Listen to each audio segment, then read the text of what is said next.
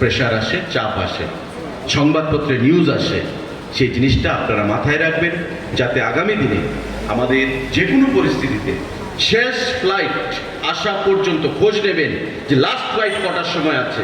Last flight যতক্ষণ না পর্যন্ত এখান থেকে যাবে ততক্ষণ আপনারা কিন্তু আমাদের এয়ারপোর্ট ছেড়ে যাবেন না।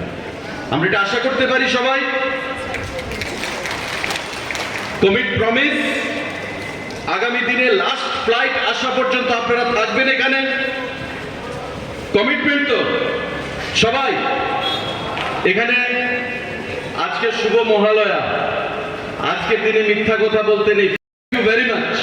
এখন থেকে আপনারা লাস্ট ফ্লাইট আসা পর্যন্ত আপনারা থাকবেন, যাতে প্যাসেঞ্জারদের কোনো ধরনের অসুবিধার সম্মুখীন হতে না হয়।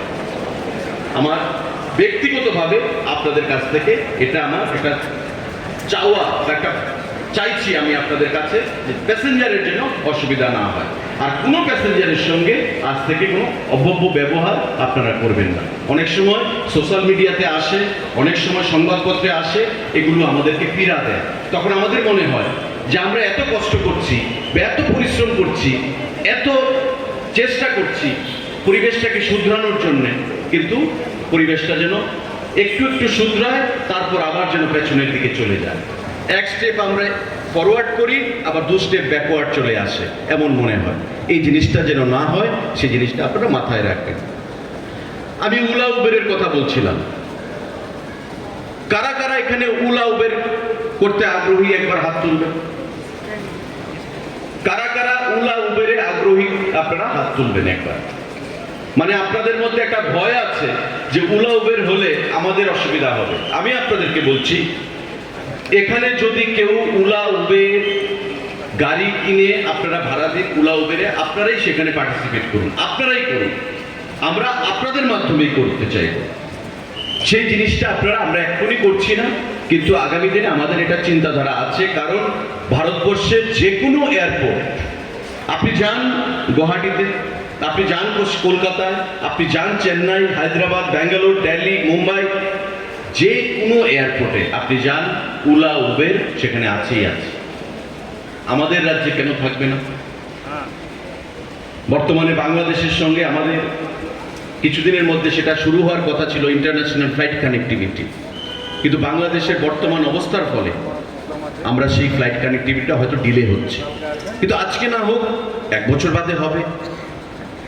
ইন্টারন্যাশনাল এয়ারপোর্টে পরিণত হবে আমাদের এই আগরতলার এয়ারপোর্ট। তো স্বাভাবিকভাবেই এইখানে যদি উলা উবেরের ব্যবস্থা আমরা করতে না পারি, তবে যদি ট্যাক্সি এবং প্রিপেড অটো দিয়ে আমাদের যাত্রী পরিষেবার স্বাচ্ছন্দ্য এবং স্ট্যান্ডার্ড যে এয়ারপোর্টের, সেটা আমরা মেনটেন করতে পারবো না। কেসি মিনা সাহেব বলছিলেন, ডাইরেক্টর, যে নর্থ ইস্টে সব থেকে সেরা এয়ারপোর্টের শিরোপা পেয়েছে এবং ভারতবর্ষে ছোট এয়ারপোর্টের মধ্যে এটা প্রথম স্থান অধিকার করেছে। এটা আমাদের আপনাদের প্রত্যেকের কৃতিত্ব, এবং তার যে নাম, তার যে সুনাম, সেটা আমাদের রক্ষা করতে হবে। সেই জিনিসটা করার জন্য উলা উবের এটা আমাদের এখানে আগামী দিনে চালু করতে হবে। বন্ধুরা, আপনারাই করবেন, আমি আপনাদেরকে আশ্বস্ত করছি যে তাতে আপনাদের কোনো ক্ষতি আমরা করব না। আপনাদের স্বার্থ নিয়ে আমরা বরাবর আন্তরিক, আপনাদের স্বার্থ সুরক্ষা করার জন্য আমরা বরাবর দপ্তরের তরফ থেকে আমরা প্রয়াস গ্রহণ করেছি, আগামী দিনেও আমরা প্রয়াস গ্রহণ করব। পাশাপাশি এখানে আমাদের ডিজাস্টার ম্যানেজমেন্ট থেকে স্টাফ রয়েছে 5-6 জনের মতো। তাদেরও দাবি ছিল যে তাদের বেতন বৃদ্ধি করার জন্য। প্রতিদিন তাদের যে বেতন, যে সাম্মানিক, সেটা আমরা 100 টাকা বৃদ্ধি করেছি। আগে 200 টাকা দেওয়া হতো, এখন 300 টাকা দেওয়া হচ্ছে। কারা আছে এখানে ডিজাস্টার ম্যানেজমেন্ট থেকে? এখন কত দেওয়া হয়? এখন কত?